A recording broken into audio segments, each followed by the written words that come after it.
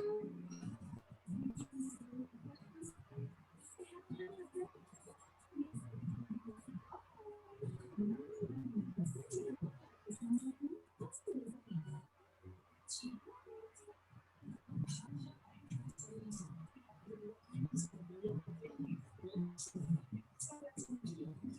baik, saya mulai. Assalamualaikum warahmatullahi wabarakatuh. Dari saya selaku perwakilan dari kelompok 6 yang beranggotakan Hekti Kusuma Dewi, Abisaki Arianto, dan Zulhak Aksa dengan materi konsep tahapan kehamilan dan persalinan pada postnatal care akan mempresentasikan hasil makalah berikut. Yang pertama, pendahuluan. Latar belakang. Kehamilan adalah suatu masa yang dimulai dari konsepsi sampai lahirnya janin. Lamanya hamil normal adalah 280 hari atau 40 minggu atau 9 bulan 7 hari dan terbagi dalam periode triwulan atau trimester. Kehamilan didefinisikan sebagai fertilisasi atau penyatuan dari spermatozoa, kehamilan dan ovum, dan dilanjutkan dengan nidasi atau implantasi bila dihitung dari fase dalam waktu 40 minggu atau 10 bulan lunar atau 9 bulan menurut kalender internasional. Kehamilan berlangsung dalam 3 trimester. Trimester 1 berlangsung dalam 13 minggu, trimester kedua 14 minggu, minggu ke-14 hingga ke-27, dan trimester ketiga 13 minggu, minggu ke-28 hingga ke-40. Hevayanti 2015. Kehamilan adalah proses normal yang menghasilkan serangkaian perubahan fisiologi dan psikologi pada wanita hamil. Postnatal care atau masa nifas puerperium dimulai setelah plasenta lahir dan berakhir ketika alat kandungan kembali seperti keadaan sebelum hamil.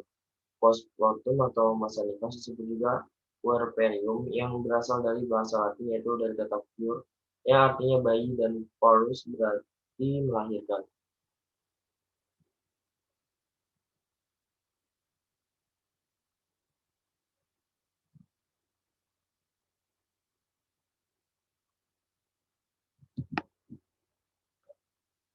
Lanjut ke bab 2, tinjauan teori, konsep dasar kehamilan, definisi.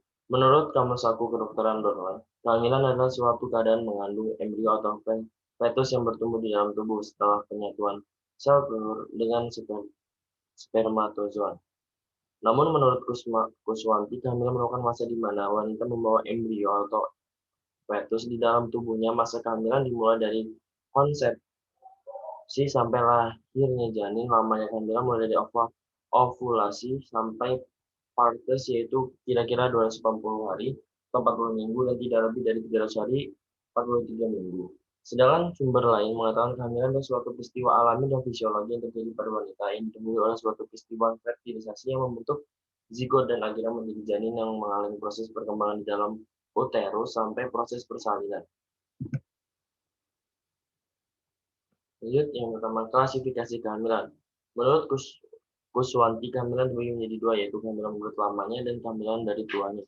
Kehamilan ditinjau dari lamanya. Kehamilan dibagi menjadi tiga, yaitu kehamilan prematur, kehamilan matur, dan kehamilan postnatal. Ada pula itu lamanya kehamilan prematur antara 28 minggu hingga 36. Sedangkan kehamilan matur yaitu kehamilan antara 37 hingga 42. Lalu kehamilan postnatal yaitu kehamilan lebih dari 43 minggu. Sedangkan kehamilan ditinjau dari tuanya. Kehamilan dibagi menjadi 3 pula, yaitu kehamilan triwulan pertama, di mana dalam triwulan pertama alat-alat mulai terbentuk. Kehamilan triwulan kedua, di mana dalam triwulan kedua alat-alat telah terbentuk tetapi belum sempurna dan viabilitas janin masih disangsikan.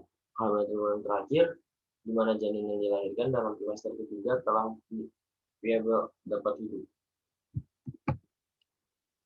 Proses kehamilan sampai persalinan merupakan mata rantai satu kesatuan dari konsepsi, nidasi, pengenalan, adaptasi, pemeliharaan kehamilan, perubahan endokrin sebagai persiapan menyongsong kelahiran bayi, dan persalinan dan persiapan pemeliharaan bayi. Yang pertama, ovulasi. Ovulasi adalah proses pelepasan ovum yang dipengaruhi oleh sistem hormonal yang kompleks selama masa subur berlangsung 20-35 tahun. Hanya 420 buah ovum yang dapat mengikuti Proses pematangan terjadi ovulasi. Ovulasi. Setiap bulan wanita melepaskan 1 sampai 2 sel telur dari indung telur yang ditangkap oleh umbai-umbai dan masuk ke dalam sel telur. Pelepasan telur ovum hanya terjadi 1 kali setiap bulan, sekitar hari ke-14 pada siklus menstruasi normal 28 hari. Spermatozoa. Proses pembentukan spermatozoa merupakan proses yang kompleks. Spermatozoa berasal dari primitif tubulus menjadi spermatosit pertama menjadi spermatosit kedua menjadi spermatid. Akhirnya spermatozoa sebagai besar spermatozoa mengalami kematian dan hanya beberapa ratus yang dapat mencapai tuba falopi. Spermatozoa yang masuk ke dalam alat genitalium wanita dapat hidup selama 3 hari sehingga cukup waktu untuk mengadakan konsepsi. Pembuahan pada saat populasi antara pria dan wanita terjadi eksulasi sperma dari saluran reproduksi pria di dalam vagina wanita, di mana akan melepaskan cairan mani berisi sel-sel sperma ke dalam saluran reproduksi wanita. Jika senggama terjadi dalam masa ovulasi, maka kemungkinan sel sperma dalam saluran reproduksi wanita akan bertemu dengan sel telur wanita yang baru dikumpulkan pada saat ovulasi. Pertemuan sel sperma dan sel telur inilah yang disebut sebagai konsepsi fertilisasi. Fertilisasi adalah penyatuan ovum dan spermatozoa yang biasanya berlangsung di ampula tuba. Ovum yang dilepaskan dalam proses ovulasi diikuti oleh corona radiate yang mengandung persediaan nutrisi. Pada ovum dijumpai inti dalam bentuk metafaz di tengah sitoplasma yang vitelus. Dalam perjalanan corona radiate makin berkurang pada zona pellucida. Nutrisi dialirkan ke dalam vitelusnya melalui saluran zona pellucida. Konsepsi terjadi pada pars ampularis tuba, tempat yang paling luas yang dindingnya nidasi atau implantasi. Nidasi adalah masuknya atau tertanamnya hasil konsepsi ke dalam endotelium. Umumnya nidasi terjadi pada depan atau belakang nadi dekat konus uteri. Terkadang pada saat nidasi terjadi sedikit perdarahan akibat luka desida yang disebut tanda Hartmann. Pada hari keempat hasil konsepsi mencapai stadium baristula disebut blastocosta. Suatu bentuk yang di bagian luarnya adalah trophoblast dan di bagian dalamnya disebut massa inner gel. Massa inner cell ini berkembang menjadi janin dan trophoblast akan berkembang menjadi plasenta. Sejak trophoblast terbentuk, produksi hormon HCG dimulai, suatu hormon yang memastikan bahwa endotelium akan menerima dalam proses implantasi embrio. Plasenta adalah organ vital untuk promosi dan perawatan kehamilan dan perkembangan janin normal. Hal ini diuraikan oleh jaringan janin dan ibu untuk dijadikan instrumen transfer nutrisi penting. Plasenta adalah proses pembentukan struktur dan jenis plasenta setelah inisiasi embrio ke dalam endometrium. Plasenta dimulai pada manusia. Plasenta berlangsung sampai 12-18 minggu. Setelah fertilisasi, pertumbuhan plasenta makin lama makin besar dan luas. Umumnya mencapai pembentukan lengkap pada usia kehamilan sekitar 16 minggu. Plasenta dewasa atau lengkap yang normal memiliki karakteristik berikut.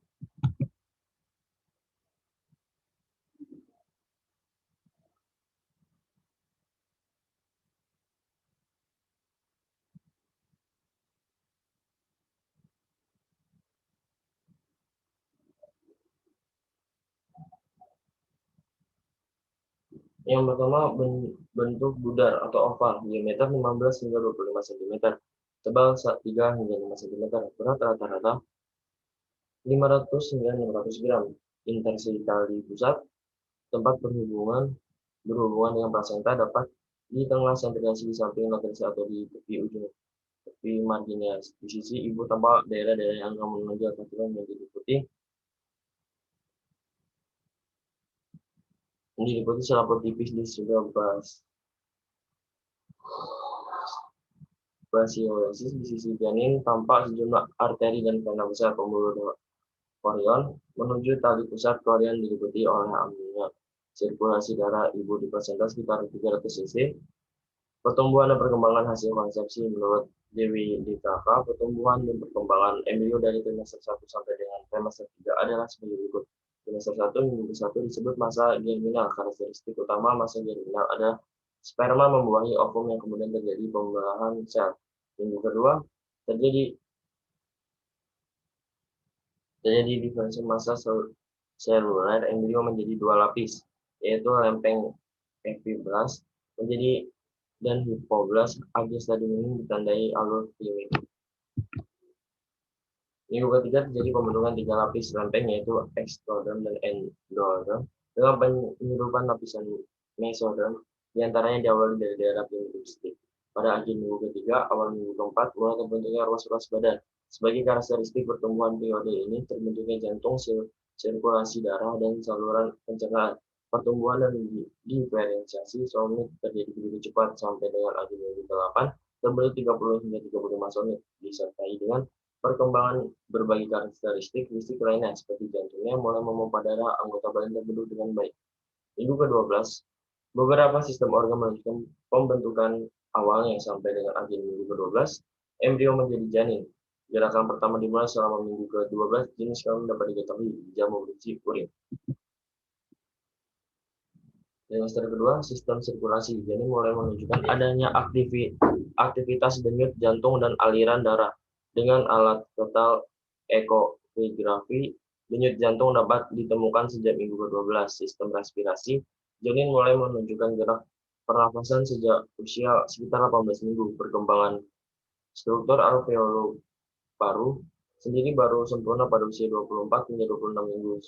Surfaktan mulai diproduksi sejak minggu ke-20, tetapi jumlah dan konsistennya sangat minimal dan baru adekuat untuk pertahanan hidup ke sperma pada akhir trimester 3. Jadi mulai menunjukkan aktivitas gerakan menelan sejak usia dari 14 minggu. Gerakan mengisap aktif secara normal. Janin minum air ketuban 450 cc setiap hari. Mekonium merupakan ini yang utama pada saluran pencernaan janin. Tampak mulai usia 16 tahun, mekonium berasal dari sel-sel mukosa di saluran cerna yang mengalami deskumasi dan rontok. Cairan enzim yang diskresi sepanjang saluran cerna mulai dari salva sampai enzim-enzim pencernaan. Cairan amino yang diminum oleh janin dan terkadang mengandung lanugo, rambut-rambut halus dari kulit janin yang rontok, dan sel-sel dari kulit janin penghancuran bilirubin. Sistem saraf dan neuromuskular. Sistem ini merupakan sistem yang paling awal mulai menunjukkan aktivitasnya, yaitu sejak 8 hingga 12 minggu berupa kontraksi otot yang timbul.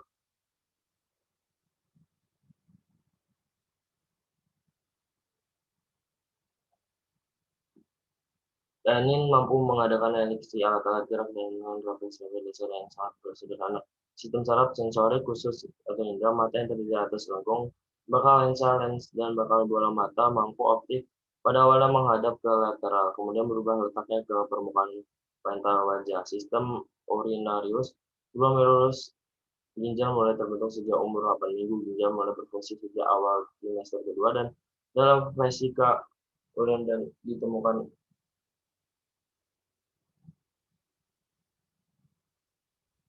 glomerulus. Ginjal mulai terbentuk sejak umur 8 minggu. Ginjal mulai berfungsi sejak awal trimester kedua, dan dalam vesika uretra bercampur dengan cairan amnion.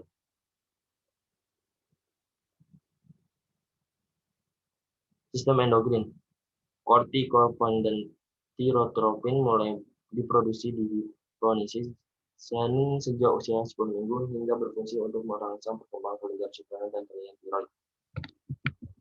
Selanjutnya trimester ketiga minggu ke-28. Pada akhir minggu ke-28, panjang ubun-ubun bokong adalah sekitar 25 cm dan berat janin sekitar 1.100 gram. Masuk trimester ketiga di mana terdapat pengembangan otak yang cepat, sistem saraf mengendalikan gerakan fungsi tubuh, mata mulai membuka, surfaktan mulai dihasilkan di paru-paru. Pada usia 16, rambut kepala makin panjang, kuku tutut jadi mulai terlihat. Simpanan lemak coklat. Perkembangan di bawah kulit untuk persiapan pemisahan bayi. Setelah lahir, bayi sudah tumbuh 38 hingga 43 dan panjang ubun-ubun bokong sekitar 28 cm dan berat sekitar 1.800 gram, mulai menyimpan zat besi, kalsium, dan fosfor. Bila bayi dilahirkan, ada kemungkinan hidup 50 hingga 70%. Berat janin sekitar 1.500 hingga 2.500 gram. Lanugo mulai berkurang saat 30 minggu baru telah matur. Jadi, janin akan dapat hidup tanpa kesulitan. seluruh uterus terisi oleh bayi sehingga tidak bisa bergerak atau berputar banyak. Kulit menjadi halus tanpa kerutan, tubuh menjadi lebih bulat, lengan dan tungkai tampak montok dan janin laki-laki biasanya testis sudah turun ke substratum. 38 usia 3 kami disebut aten, di mana bayi akan menutupi seluruh uterus, air ketuban mulai berkurang tetapi masih dalam batas normal. Persalinan pada postnatal care. Periode postpartum didefinisikan sebagai awal setelah melahirkan plasenta sampai 6 minggu setelah kelahiran. Masa masa nifas adalah masa setelah keluarnya plasenta sampai alat-alat reproduksi pulih seperti sebelum hamil dan secara normal masa nifas berlangsung selama 6 minggu atau 40 hari. Di negara berkembang seperti Indonesia, masa nifas merupakan masa yang kritis bagi ibu yang sehabis melahirkan. Diperkirakan bahwa 60% kematian ibu terjadi setelah persalinan dan 50% diantaranya terjadi dalam selang waktu 24 jam pertama.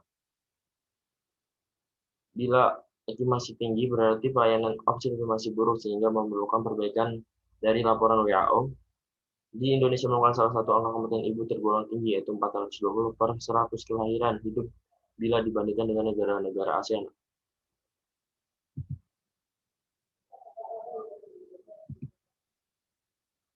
Yang terakhir, fisiologi masa nifas. Tahapan masa nifas dalam tiga masa nifas dibagi menjadi 3 tahap.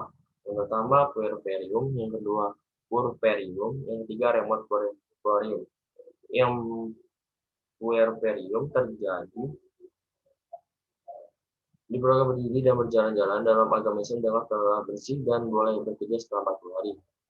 Yang kedua, problem menyeluruh adalah geneteria yang namanya 6-8 minggu. Cukup sekian dari kelompok kami. Apabila ada salah, kami mohon maaf.